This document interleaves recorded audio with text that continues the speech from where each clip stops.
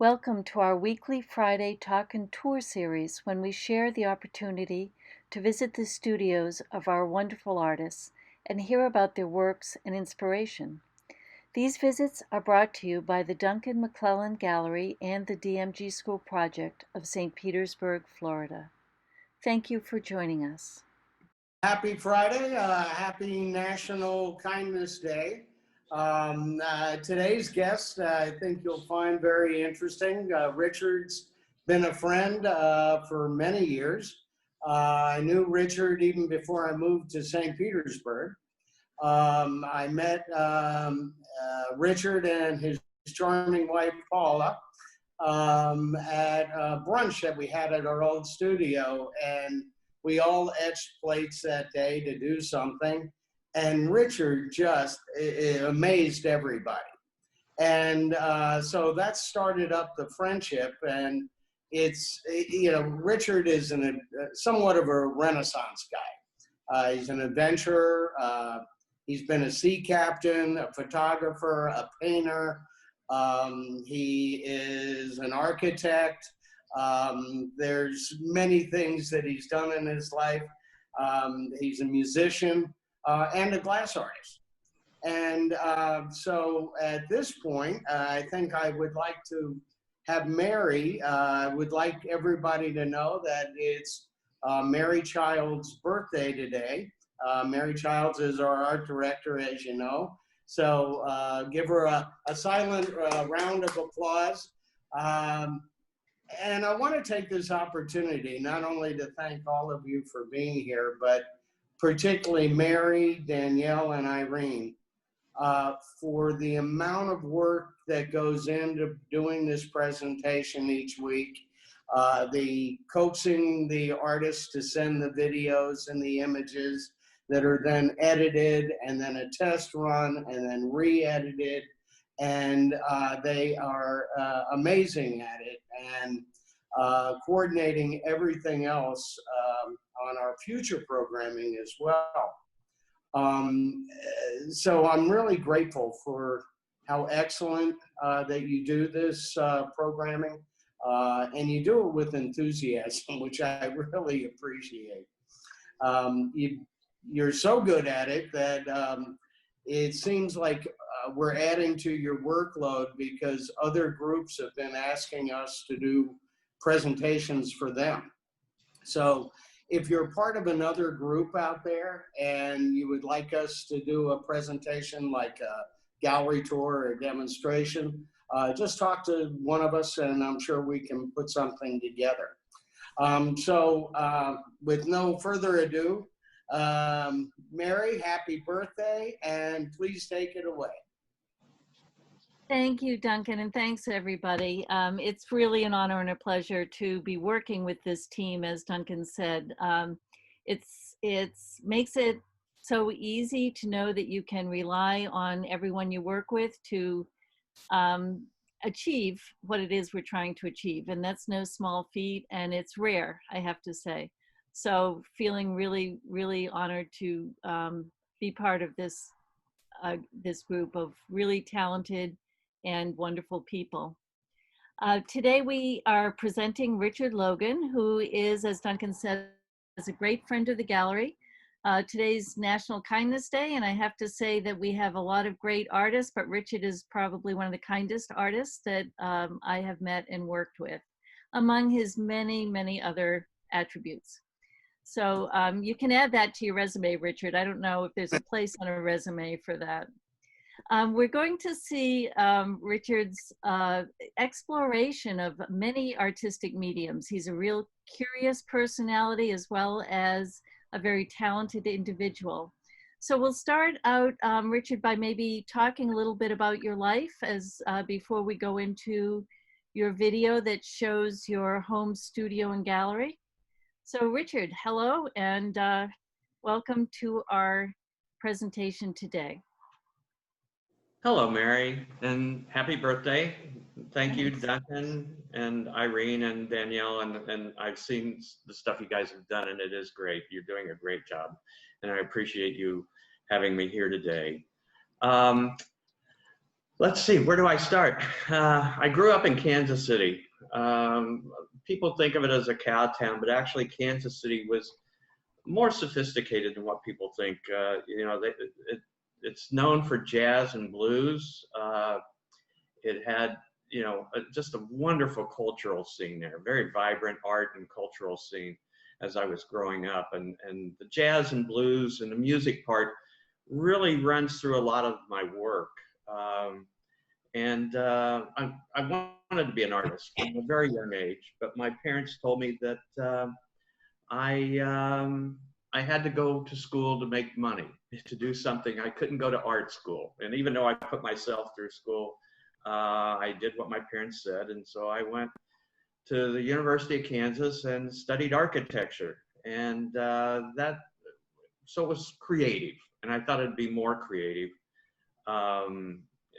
It gave me the opportunity to do some stuff and be very creative. But then once I got out in the real world, I realized that being an architect wasn't what I wanted to wanted to continue with. So I ended up running away to the Caribbean.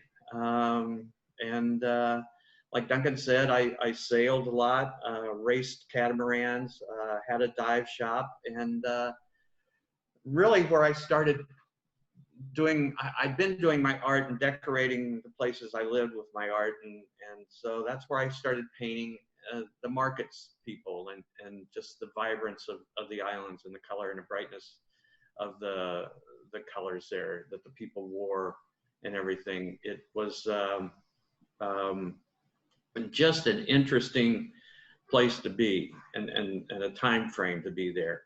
And that's where I started getting my first shows.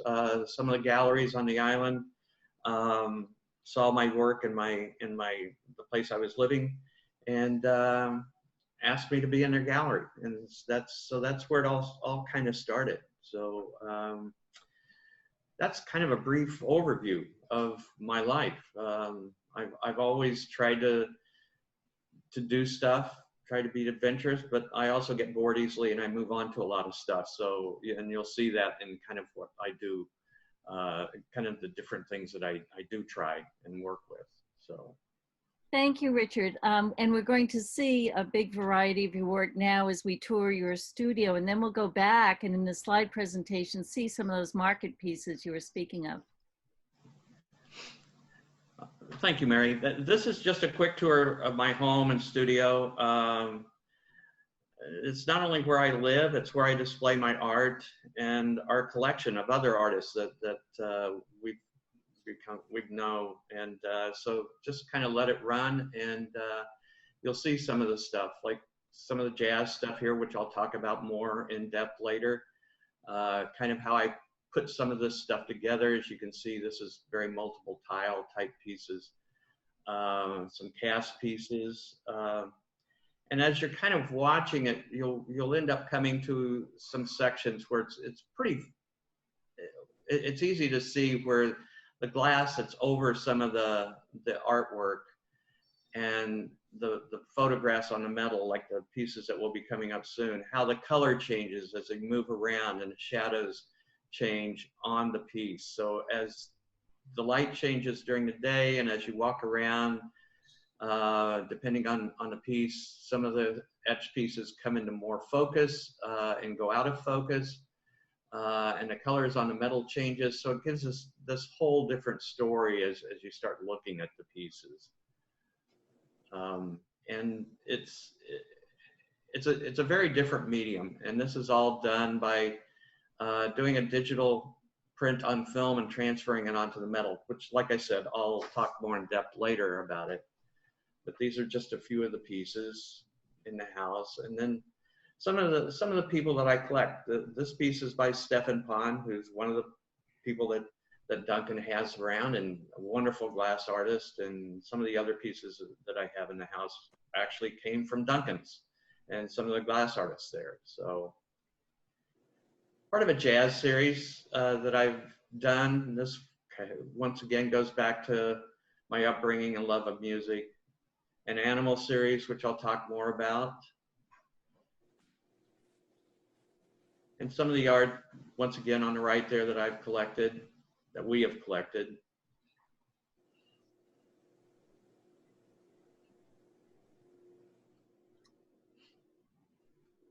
This one you can kind of see a little more detail of how some of the pieces go together, how the etched glass goes over some of the different multiple tile pieces.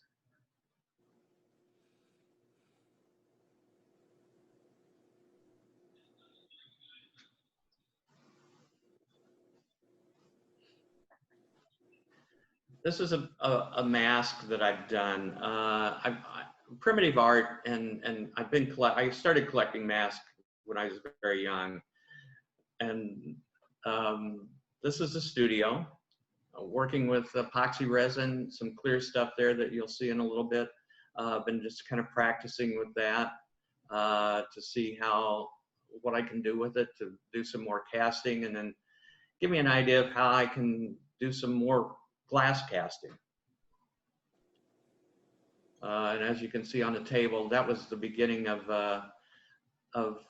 starting to putting the resist down, drawing the image down so that then I can cut it out and do some of the etching. I do etching in the sandblaster, plus I use a Dremel for some detail work.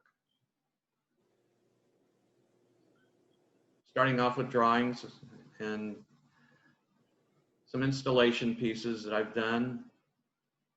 This is some of the more work that was started off drawings, using the photograph to figure out what I wanted to do. Some of the animals, just different things. Some of the artwork that happens to be hanging out in the studio. An African mask, one of the ones that I've collected. I like primitive art. It's just kind of what I've enjoyed doing, collecting some of that. This is the process. Now this piece you'll see later on, but I've etched it. Now I've cleaned up some of the places that I've cut out and adding some more detail to it.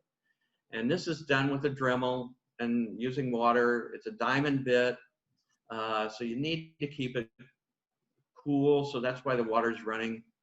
And it helps, because if the bit gets too hard, you can crack and ruin the piece that you're working on. So you try and keep plus it keeps the bit sharp.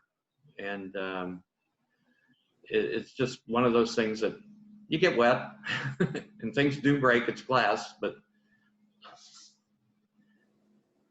and you'll see the finished piece. This is a pre-Columbian, actually it's a king, a Mayan king. It's my interpretation of the Mayan king. Also, when I cut out larger sections of the glass in some of the pieces, I use a diamond drill, a diamond saw like this, and this is working on a piece. I'll cut them out, and then as I get close, I'll stop and finish up with etching. To transfer onto the metal, I have to coat the metal with chemicals, and there's 3 layers of chemicals. The last layer, which I happen to be putting on there, activates the previous 2, and this is the digital print on film. As I put it down onto the metal, I use a very soft roller to kind of get the bubbles, any air bubbles that might be underneath it. Another way of looking at it. And this is just putting it down. You have to go slow. You can't just lay it down, otherwise everything smears and it doesn't adhere very well. After I put it down, I go back over it for about 3 or 4 minutes, just going over it very lightly with the roller to make sure all the air bubbles is out of it. Then I pull the film off very slowly. And as you can see, part of the film is clear here. You'll see another view of it. And the ink is on the metal. Here's the other view. You can see where the ink has come off. And some of it doesn't stay on the metal, and that's what I like. I don't like when it all stays on, because it looks too finished. At this point, this is where I do the staged carving. Now, staged carving is something that you do in the sandblaster, in the etching booth, and you do it in different stages in order to get more depth to it, to get make it almost look more sculptural.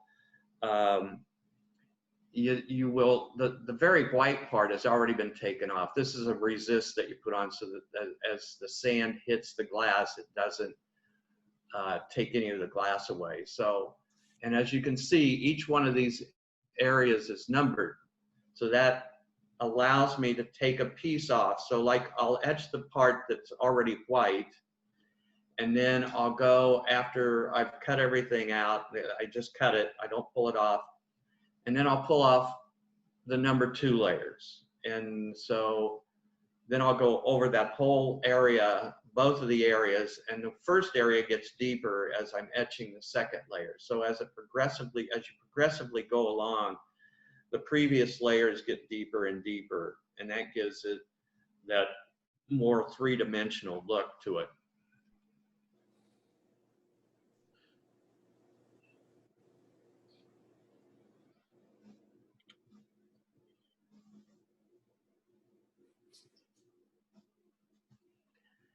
This is me cutting out a larger section of the glass, which you'll see some of me cleaning up and adding some detail to it. But this, just another example. This is a piece that's the piece that you saw that I was cutting out, and just going over, cleaning up the edges and adding some detail that the sandblaster mix. Now the multiple tile pieces that I was talking about earlier, this is an example of how they go together. All those little blocks that you see in the background, those are spacers that I put underneath the glass and the metal to kind of get the depth that I want. And then I cut the spacers. I use different lengths of bolts. Sometimes I have to cut the bolts to the length that I want so that everything kind of stands off of each other. And it's a long process to put it together and figure out the engineering of it. Thank you, Richard. Folks, we're going to start with this series, a piece from Richard's Island series. And as he talked about, he was inspired by the color, the vibrancy of the culture there. And this is one of the original pieces from that series. Then we'll move to other ways that Richard works with glass, with paint, and other mediums. I just want to quickly say that one of the amazing things we love about Richard as an artist is how his taste varies and ranges from very classical concepts to contemporary concepts, borrowing from Picasso, Art Deco, Cubism, and you'll see all of those influences sometimes overlapping in his work. Thank you, Mary. This is one of the market scenes that I painted while in St. Martin. I call it Potato Man. It was just a man carrying a big bag of potatoes. I did a lot of the market stuff, and just the people there, the light, the way the people move is very musical. Being in a market there, it has this flow and ebb and stuff, and the people are just so friendly in the islands. When I was there, it was just a wonderful place to get started. So this was one of the pieces. This is a jazz piece. This is also oil, as was the other one. This, I started the jazz series once I came back from the islands and had moved back to Kansas City before I moved here. This one's Dizzy Gillespie, my interpretation of Dizzy. It's a large piece. It's about 3 foot by 4 foot. Just kind of my whimsical interpretation of jazz and stuff at the time. I wanted to break away from that flat, very two-dimensional look of photography and painting. So at some point I decided to start using different size canvases and different depths of canvases. And so that's what this piece is. The canvases are all different sizes, different depths. I put them together. I painted them to kind of honor 2 of my influences, Mondrian and Picasso, and kind of how I thought they might have worked together meeting, although I know that they had somewhat of a problem every once in a while when they did meet. But I think they influenced each other. So this is, once again, moving on to something else, just trying it. I love painting on silk. This is a hand-painted piece of silk, and just using different kind of primary colors and coming up with a figurative piece. I love figurative work, and that's what I've done a very lot of. Abstract stuff, some nature, so wide range of influences. This is my commercial stuff. When I moved to Florida, I started off, I worked in an ad agency, and then I decided to open up a commercial photography studio. And so I worked with a lot of people, Hess Oil, HBO, Time Warner, and industrial stuff to product stuff, did fashion. So this was just somebody, a computer company that did computer things that ran robotic arms. So this was a piece from that. When cigars became really big, I did stuff for Cigar Aficionado and some other catalogs for cigar companies. And the previous one and this one was all done on film. It was done on 4x5 film. There's nothing digital to this. This is actually how the smoke ended up looking like a question mark. It took like 110 pieces of 4x5 film to get to this point. But this is actually film. So some of the art photography that I've done, once again, figurative. This is a dancer friend of mine. I love working with people too. Just the forms that they can create, and the friendship that you can create by working with people. Another one, just kind of an expressive piece using fabric and some wind and stuff. Just the flow and the movement. An Art Deco piece. This is an Art Deco building reflected in a modern building, and this is where the Mondrian meets Picasso ended up really kind of starting to influence it. This was the first time I started transferring stuff to metal and then breaking it out and using what I call metal tiles, and all these are spaced off of each other. Another very similar, go ahead. Oh, how did you come up with the formula for being able to transfer your film to metal? You know, I started looking online. I started researching, trying to find something different, different forms of doing photography.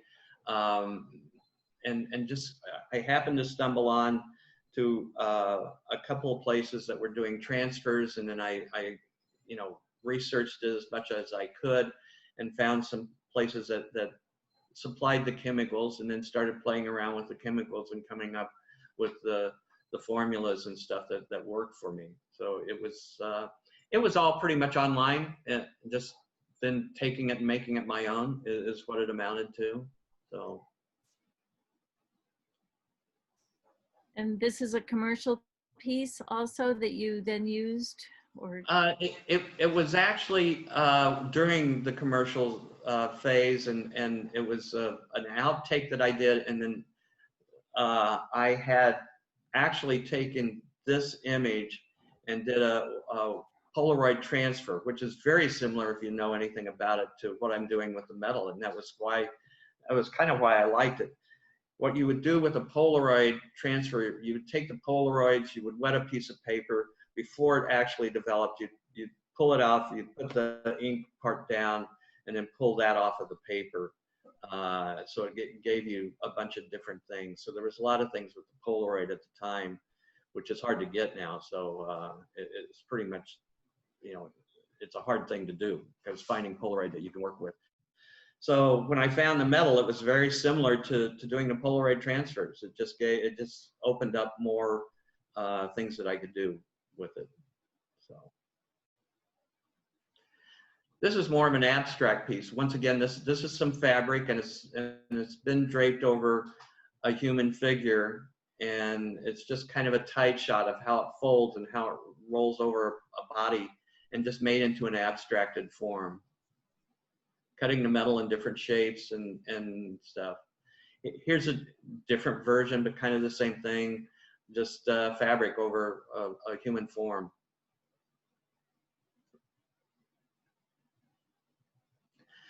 This one is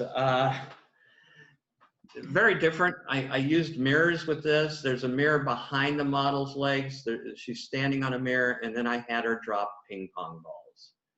And each one of the, since you can only find white and like an orange ping pong ball, I wanted multiple colors. I just wanted some color raining down, so it was kind of trying to come up with something. So I ended up with ping pong balls, and then trying to paint ping pong balls is very difficult. And anybody that knows me knows that I don't move real fast. I'm still very much of an island person, and in the middle of working on the ping pong balls, I had a spray can, and I was chasing them around a box in cardboard, and my wife happened to call me, and she goes, "What are you doing?" And I told her, and she just laughed. I mean, so she does a better job of telling the story, but I ended up having, just as the way things go when you start trying things, I ended up having to use double-faced tape, taping down the ping pong balls, not thinking that a spray can would move them around like it did. But so I had to tape them down and paint them. So The art behind the art. yes. Duncan is a wonderful person, and the DMG school project is another wonderful offspring of Duncan's. And I got one of the very first residencies, and to work with glass, and that's where I started adding glass to what I was doing. And Duncan gave me the opportunity to do that. And this is one of the first pieces that came out of that. Roxy Payne is a wonderful sculptor. He does these life-size trees out of stainless steel, and it's metal, and puts them in settings where they're around other trees. And this one happens to be at the Nelson Museum in Kansas City. And when I was back there visiting, I'd seen it. So this is one of the first pieces where I started actually doing some stage carving, and then putting it over, letting the actual branches and everything go of the glass go right into where the metal image started. Another piece from the residency. This is a piece of stage carved. It's on fused glass of different colors. So cutting down through the different layers of the glass to get the colors, it was white, blue, and then clear. And it's just cutting down so you could get the shadows and stuff of the blue, and then the whites in the front. And this is about, if I remember correctly, it's about 6 different stages of carving there. A cast piece, once again, from the residency. This one is a cast of a bust, as you can see. It's life size. It's a life cast of a person. And then on the back, I transferred, just playing around again with the transfer and stuff, I transferred a photograph onto the back to get the color. So that's why you have that vibrant color and stuff.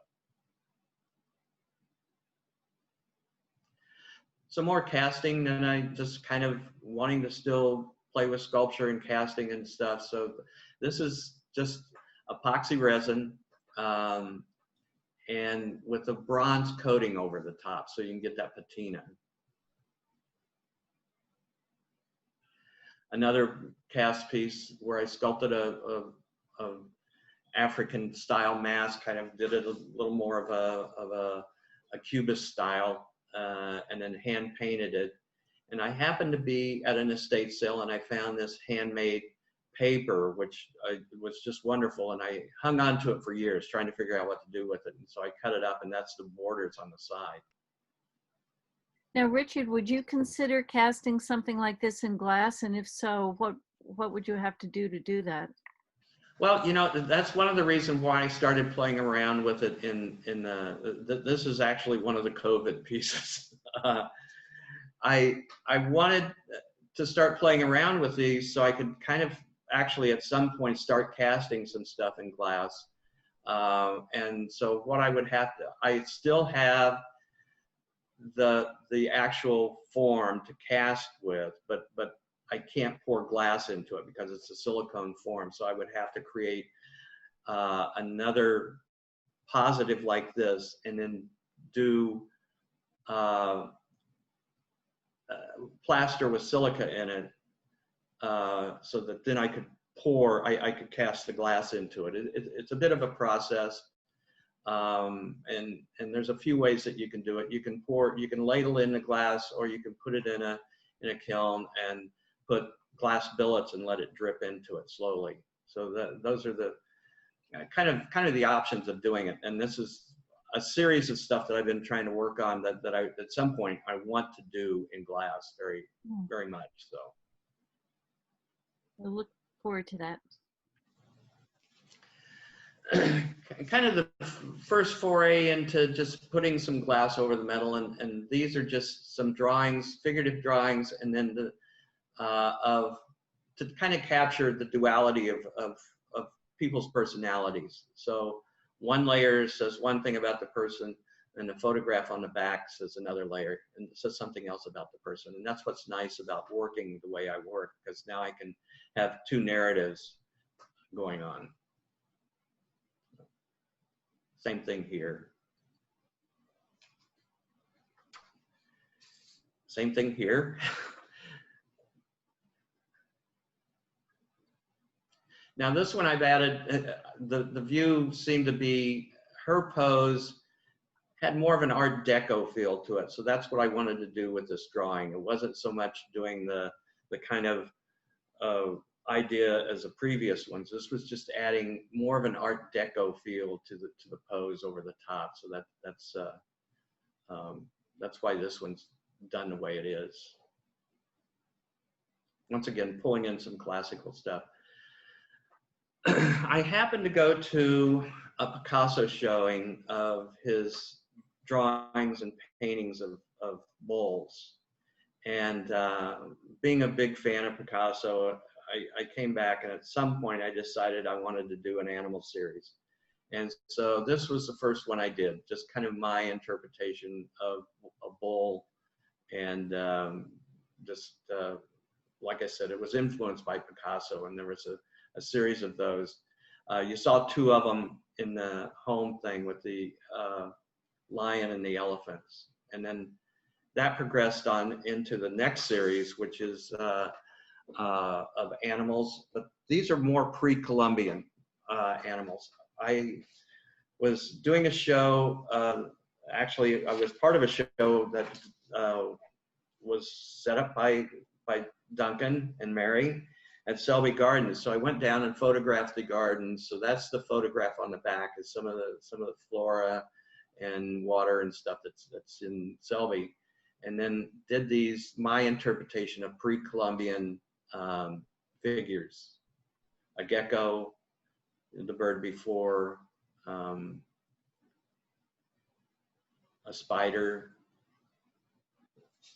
and just put it over the stuff, the photographs of the Selby Gardens. And then the next one is King Pakal, a Mayan king, and I just, somehow it fit in, I thought. So going back to kind of Art Deco, this is stage carved and with cutouts. The cutout is the area between the fan and the body is cut out between the arm and the body and the leg, and that half circle on the bottom, that's all cut out. The background, kind of architectural, it was, that's actually a background that I've used in a lot of photography. I painted this background on canvas. It's 9 feet by 15 feet, something like that.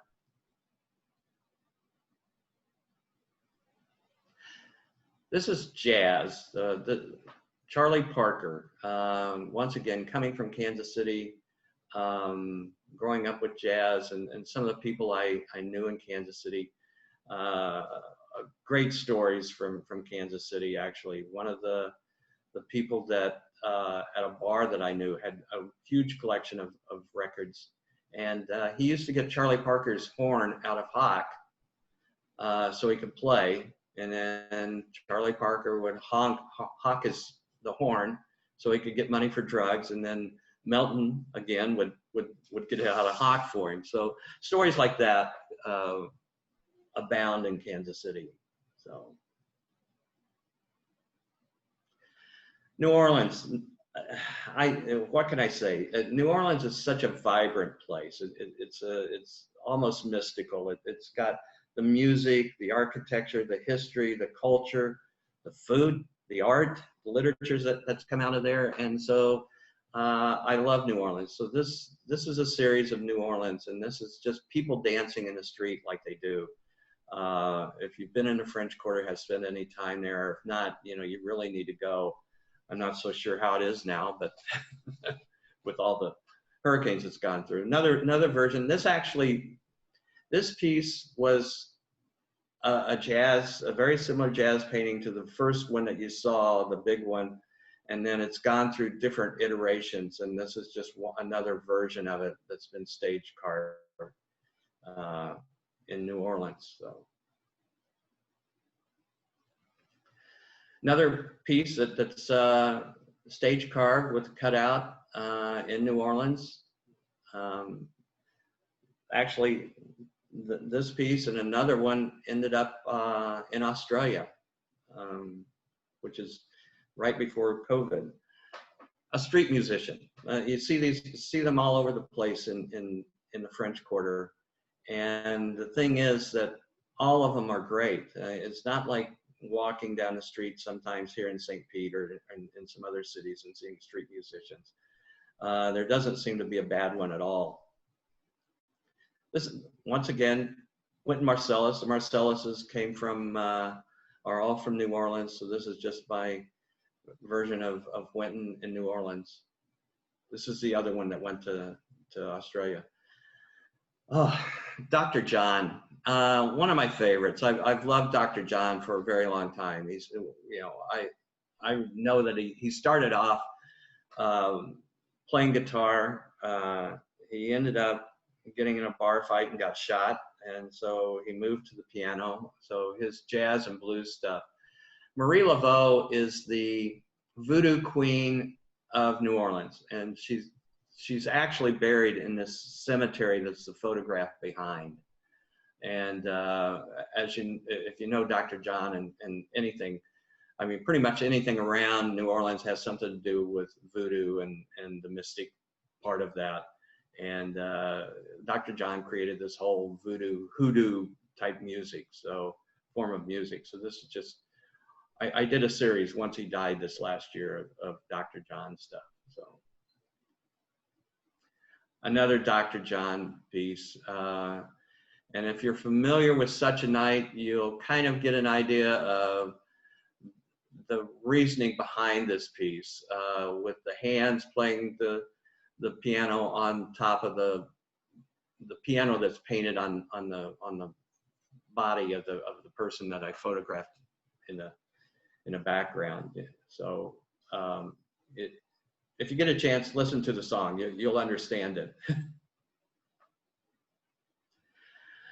Second line is a big part of New Orleans. Second line they use for weddings, and they also use them for funerals. It's a band, and people walk with the band, and they actually dance, and so funerals are not as solemn as most people like to see them. It's more of a happy experience, because on the way back from the cemeteries, they will be dancing and singing and playing music, very lively music. This happens to be my version. There were skeletons up on a balcony, so I decided to do skeletons doing second line. So Richard, I just want to interrupt you there. For a Yes. piece like that second line piece, there's an awful lot of carving in that. What kind of time are we looking at for that etching? That piece, oh gosh, it's hard to say. Doing the drawings, because a lot of them started off as individual drawings, and then putting them together. That piece was probably the etching and the drawings was probably, well, the etching was just after the resist and everything was cut out. Just sitting in the etching booth was nominal. That was a half hour. But cutting out the etching part, that was probably a half a day on each one of those, of just cutting the resist out on it. Yeah. So then doing the drawings was another probably day and a half, trying to get them right, at least once I got the figures that I wanted in it. So you know, you're talking probably all total a good week of working on something to get it to where you want it. Yeah, so much detail in that piece. Right. Thanks. Well, once again, New Orleans, the kind of the literature that came out of there, and those of you who know of the Streetcar Named Desire, this is my interpretation of that. And if you've seen the movie, it's nothing like it, but this is kind of my interpretation of it. Just watching the old streetcars, they still have a line or two where it's the old green streetcars that are running in New Orleans, and so I had to do something along those lines. So this is the one that is my homage to the literature that came out of New Orleans.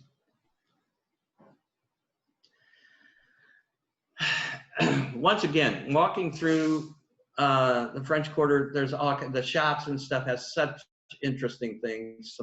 Some shoes that are just outrageous, and this one is a mannequin with a hat with skeletons and chicken bones and feathers and stuff. And I had to take a picture of it. I wasn't sure what I would do, and as I was going through the stuff, through some of my stuff here, some of my photographs recently, wanting to do something again because of COVID.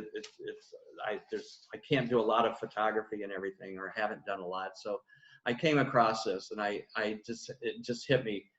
If anybody knows or has ever heard Screaming Jay Hawkins, more from the 60s and 70s, he's a hoot. I mean, he had a skull on a stick, and it had a cigarette in his mouth, and it all the time was smoking. And one of his big hits was "I Put a Spell on You." So if you get a chance, you need to check it out on YouTube, because it's very funny, and he's just off the wall. But this is my interpretation. I mean, like I said, some of the stores and stuff in the French Quarter, there's one store that I remember going past that was billed as a Halloween store, a voodoo store, and adult toy store, all in one. So this is the Palladium Jazz Awards. I was commissioned to do these jazz awards for the Palladium, and each one was individually designed for each award for each person. And this one happens to be for Herb Snitzer. He's a wonderful photographer, and he's photographed just about every great jazz musician that's been around, from Miles Davis to Count Basie. Just he's a wonderful man.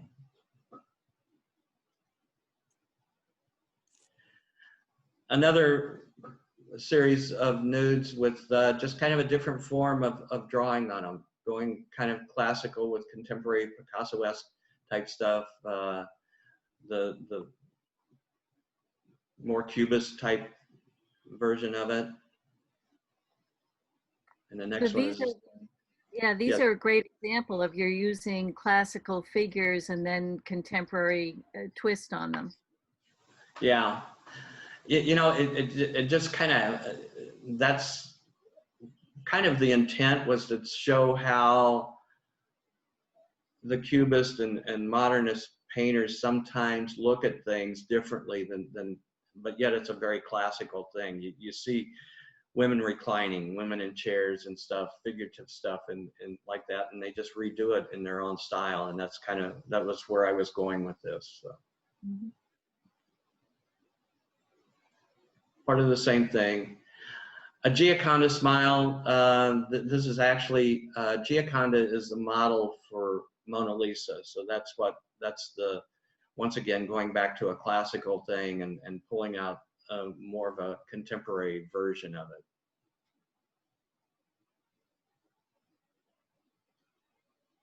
Same thing here. A jazz piece. This one is, I painted the piano keys on the model, put the model on a mirror, and then photographed her, and then kind of manipulated it a little bit. It's just another way of combining two of my favorite inspirations, figurative and the human body, and jazz. Just the movements that happen. You go to the Blues for Yolanda. This gets back to the multiple tile piece. This was one of the pieces that you saw on the home tour and studio tour. Painting the model, putting her on a mirror, photographing her, and then breaking all that apart for the metal pieces, and then doing the stage carved pieces and cutout pieces, which you'll see some of the details on that in the next one. This is a detail of one of the pieces, and as you can kind of see how the spacing and everything is, how the cutout part is.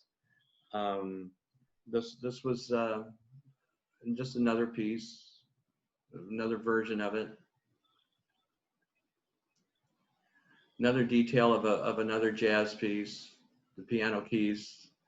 And I think the next one, yeah, this one really gives you an idea of the spacing, how things are cut out, and the stage carving of it.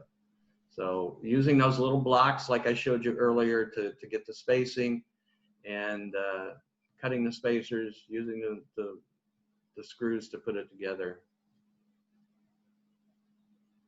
And then the final piece as it's all together.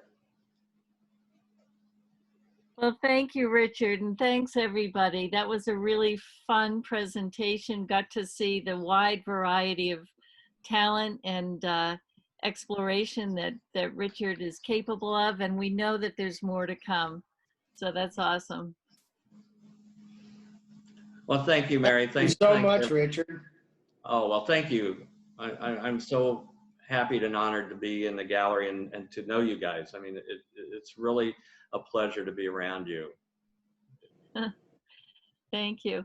Well, we look forward to seeing more of you. We know that you're going to have new work for the gallery. You always do. Come up with something every couple months. There's a new body of work for us to show to the public. So we're looking forward to your next creations, as well as what you have here.